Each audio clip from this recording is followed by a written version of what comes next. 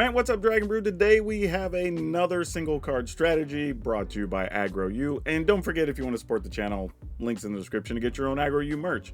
But today we're going to talk about Morningtide's Light, because this card is one that I think everybody got excited about during preview season, but no one really seems to know what to do with it. So let's talk about some ways we can play it both offensively and defensively. Oh, and as a quick note, if you do like this type of video, be sure to check out our others in the series, as we've already covered 2 other cards, and we're going to try to keep doing things if y'all like them. So remember to click the like button, subscribe, do all that fun stuff so YouTube know that you want to see these types of videos. So let's talk about the card. We got to tell you what it does because it's very different. It's a 4-mana sorcery, so 3 and a white, and you get to exile any number of target creatures at the beginning of your next end step. Return those creatures to the battlefield tapped under their owner's control, and until your next turn, prevent all damage that would be dealt to you. And then you have to exile this card. Not a huge surprise though, because they don't want you to keep replaying this, because that would get annoying and be terrible for a game of Magic. But again, let's talk about some stuff, and actually some cards in particular we could use this with from an offensive standpoint. Actually, you know what? Before we do that, let's just talk about the obvious point here. If you're in a standstill where you have a bunch of creatures and your opponent has a bunch of creatures, it actually makes sense to just go ahead and cast this and clear out your opponent's blockers, and then you can just punch through and attack. So this is good if you have something like an aggressive green-white deck, or maybe just an Ouroboros, so that way you can just pump your team and then punch through. There's a bunch of silly things you could do with this if your opponent just doesn't have anything to block with. So yeah, one of the obvious things you could do though is to use something that enters the battlefield and triggers an additional time. So something like a Bright Glass Gear Hulk, right? Like it comes back into play and then you can search for 2 more things. And this is pretty good too, so you can actually find your toolboxy pieces if you are playing a deck that maybe is playing like the vacuum, so you could remove stuff from graveyards. Or maybe you need more mana, so you're just going to go get a Llanowar, or whatever the case may be. But this allows you to set up your next turn pretty strongly. Maybe even you just want to get a, I don't know, some type of removal spell. That would actually be really good there too.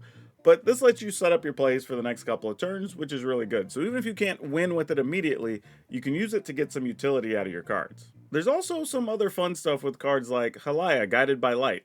This is already a part of the popular life gain decks, and those decks also care about things entering the battlefield.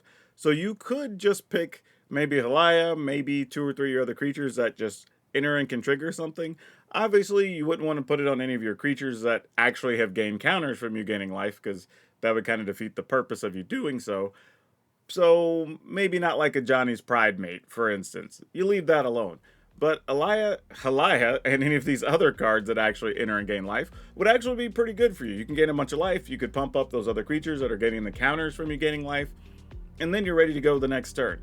So while this, again, may not be the auto win, it could be used to set up a win in these cases. But we did mention Ouroboros earlier as if you had it, but what if your opponent has it? Or for that matter, they have any type of board that's been building up some number of counters, whether that's +1/+1 counters or whatever.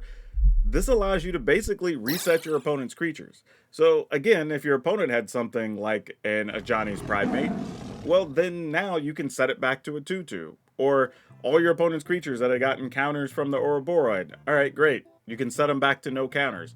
And while that doesn't seem like much, sometimes that's just that 1 extra turn, maybe 2 that you need. And again, you won't be taking damage for anything else that shows up. So this is a unique card in the fact that it has both a lot of offensive and defensive applications. You just got to find out where it fits. Now, is this the type of card I would say goes into just anything that happens to be playing white and creatures? Not necessarily. While you can always use it as a way to just break serve, if you want to call it that, get aggressive, get an alpha strike in, that makes a lot of sense. But you also want to play it in a deck where sometimes you're able to take advantage of the other part of that card ability, where you can return something to the battlefield and get a little value. Now, that being said, most decks do have some number of creatures, or permanents for that matter, that actually enter the battlefield and trigger, so you can probably find a spot for this. But I also don't think it's a card you're going to want to play 4 of. If you're playing it, very likely you're just going to play 1, maybe 2. Probably not more than that.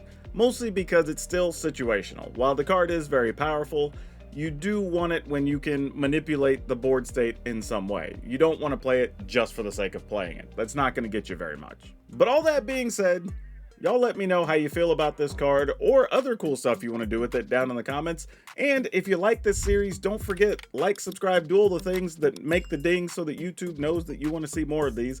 And let me know other cards that maybe you've been struggling with, confused by, don't know what to do with, and maybe we'll make a video on it. But that's all I have for now.